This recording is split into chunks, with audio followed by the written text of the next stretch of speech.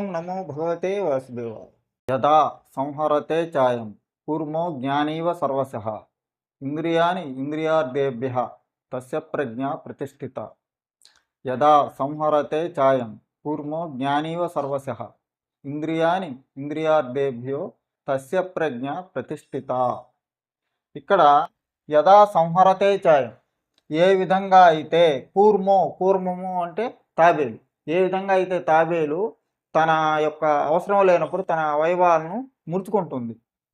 ఇంద్రియాని ఇంద్రియార్థేభ్య తస్య ప్రజ్ఞ ప్రతిష్ఠిత అంటే ఇక్కడ అయం అంటే పురుషుడు, అంటే మనిషి. ఏ విధంగా అయితే అదే విధంగా మనిషి కూడా తన యొక్క ఇంద్రియాలను అవసరమైనప్పుడు ఉపయోగించుకొని మిగిలినప్పుడు వాటి యొక్క పనులను ఆపివేయాలి. అంటే మనం ఇంద్రియాలను ఎలా ఉపయోగిస్తాం? కళ్ళ ద్వారా చూస్తాం, చెవుల ద్వారా వింటాం, ఆలోచిస్తాం, నాలుగు ద్వారా మాట్లాడతాం. అంటే ఇక్కడ మనం ఎంతవరకు అవసరమో అంతవరకు మాత్రమే ఇంద్రియాలను ఉపయోగించుకోవాలి.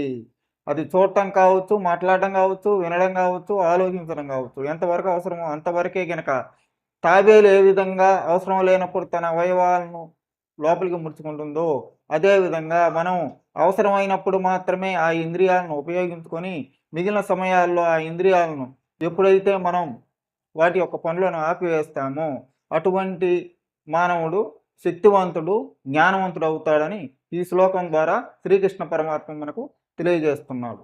ఓం నమో భగవతే వాసుదేవాయ.